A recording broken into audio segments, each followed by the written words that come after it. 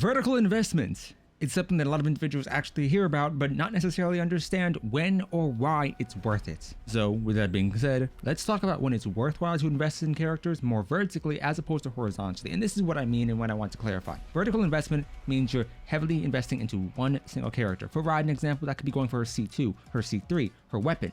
Horizontal could be, instead of investing into this one character to a hyper level or hyper degree, you could instead invest into supports or other units to boost that character up. So let's talk. We have a lot of characters in the game, and for the first thing I want to mention is that investment levels do depend inherently on the constellations and their value. A prime example of this is Hu Tao, and more specifically her C1 and Staff of Homa. Both of these hold great value for your accounts. But why is that? Well, Hu Tao's C1 allows you to just dash cancel as opposed to jump cancel, meaning you can get more charge attacks in her rotation before her skill runs out.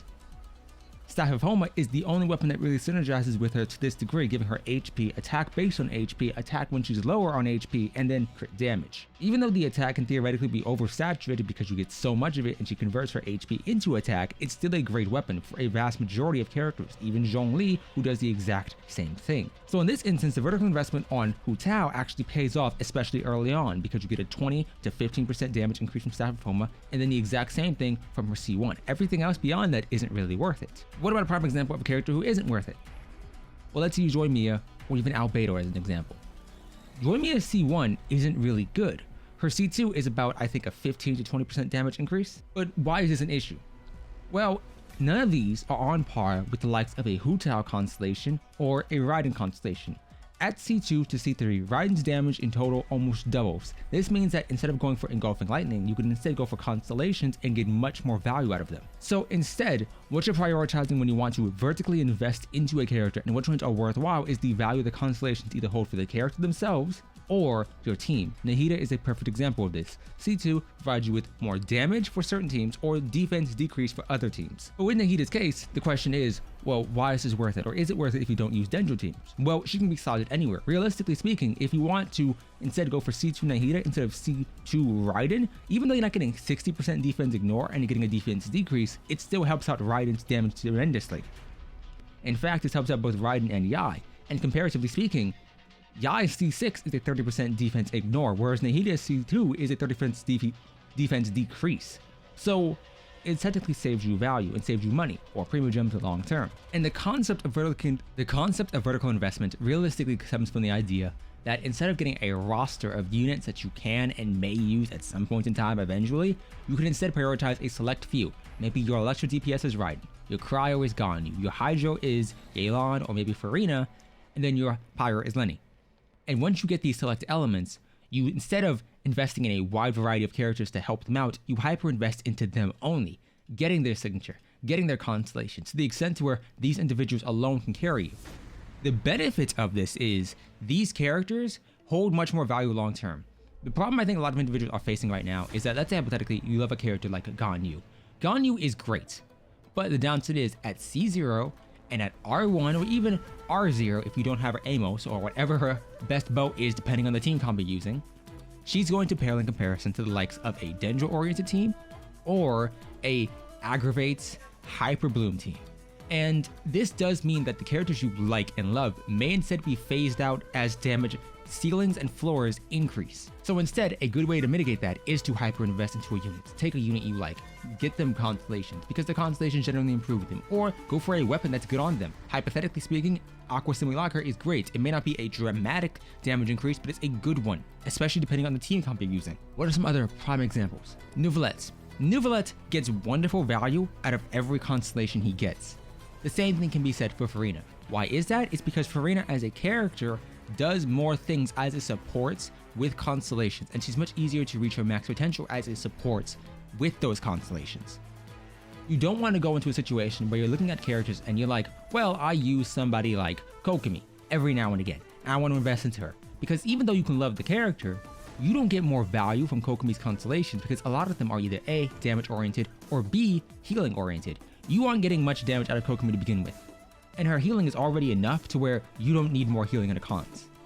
Instead, you're prioritizing supportive constellations. A primary perfect example of a good support constellation is Kazuha and his C2. Why? Because you're getting a 200 elemental mastery buff to your entire party. and that makes sense for reactionary teams. But what are some other great constellations if you're looking at them? If you like Zhongli, you go for C2 Zhongli to get a shield every time you ult. This makes his burst more decent, actually. It makes his burst pretty useful because you get the petrification and you get the shield. And as much as people talk about his C6 not working with Hu Tao, realistically speaking, it does help out because you're getting the increased HP and the decrease of it over time. And by this I mean it makes great usage of the Marshuse set that you may use on Lenny, Neuvillette, and so on. Vertical investment relies on the character having either A, good constellations, or B, a great weapon. And a lot of characters do. Lenny's weapon is amazing. Sino's weapon, Scarlet Sands, is amazing for him, it's great on anybody else, and it's wonderful and I believe the best in slot on characters like Xiangling. Instead, don't go for constellations or characters specifically, who are con dependent. Xiao is a good unit, but he's a C6 or bust character. None of these increases value, so he doesn't get much value and he does not scale well with vertical investments because strictly speaking, the constellations that hold value are at the end. It's why even though people complain about Inazuma having very good C2 cons like Yai, like Raiden, Yelan, and so on, these constellations are still approachable and reachable if you do save, whereas a full C6 takes like a year. So instead, the characters I would recommend prioritizing if you want to scale your account and boost these units up is Raiden Shogun at C2, Yai Miko at C2, Nahida at C2, Nilo at C2, but I'd say if you're using her with Nahida, Nahida C2 is better, but Nilo C2 is actually pretty good as well. It just depends on how you want to go for that. Lenny has good cons all around. I'd say the crit damage is extremely nice. It's 60% crit, which allows you to reach around 300% crit damage. So all of these are great. His C4 is his least valuable one. You can actually get this resistant shred with a Kazuha or with a Zhongli. Farina, C2, C3, all of them are great. Neuvillette, same thing. You want to prioritize cons that either A, hold supportive value. Farina C2 increases your fanfare, which is a great damage bonus to begin with off the rip, and everything else beyond that is nice. Or you want to focus on stat increases that either can help you build out a character, this could be something as simplistic as crit, because it saves you time in artifact farming, or constellations that help her viability. Yelan C2 allows her to work wonderfully and be a solo Hydra support for Hu Tao. This does mean that Yelan's getting increased damage, yes, but every con you're getting along the way works. C1, energy recharge and additional lifelines. This is wonderful. C2, more Hydra application. C3, additional HP, which means more damage for her, Farina, Kokomi, Zhongli, Hu Tao, etc.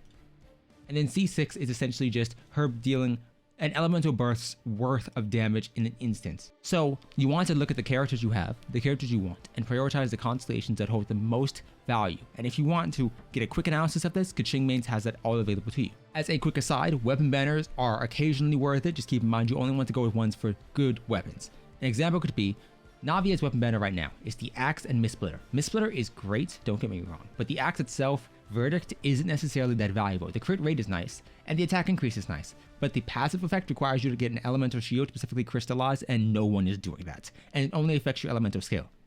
There aren't a lot of characters who want that, especially Claymore users. So instead, if you're looking at a good value weapon banner, it's going to be the Raiden and Yoimiya banner. Thundering Pulse is great on Yoi, it's great on Fischl, it's good on other characters just for a stat stick. Engulfing Lightning is good on Xiangling, Raiden, Xiao, Zhongli, etc. But the ideal weapons to look out for are either going to be a Staff of Homa or Staff of Scarlet Sands. Both of them are wonderful. A First Great Magic, which really needs to be locked, or Aqua Simulacra. Both of these are the top tier bows you'd want. And for swords, Mistsplitter or Jade Cutter. That's realistically it. If you really want to know the criteria you should look for, it's stats or weapon passives that require minimal effort to activate. This HP increase isn't worthwhile, but the damage dealt bonus is wonderful because it just requires you to be close. Engulfing Lightning will always give you this passive. This will always give you this passive. Staff of Homa always giving you the passive. First Great Magic is team dependent, but it's good for charge attack DPSs like Nari, Ganyu, Lenny, and so on. But the elemental damage bonus is decent enough regardless of circumstance. And it's a different elemental type. So elemental damage, so the attack increase is wonderful, and the movement speed is wonderful, especially moving around a lot with elemental characters. This works great for Yoimiya, because even though she's not getting a charge attack bonus, she is getting the attack and additional crit damage increase. This is great for Ganyu and any other bow character. You want to prioritize weapons that have a universal appeal and applicable uses, not weapons that are so niche, even if they're only good for a certain subset of characters. They can be great for that character, but if they're niche and you can't use them for others, you're just going to be disappointed if you get more, because especially if you stop using that unit, you've theoretically wasted points. Either way, subscribe if you enjoyed, leave a like, and I hope to see you next time. Goodbye.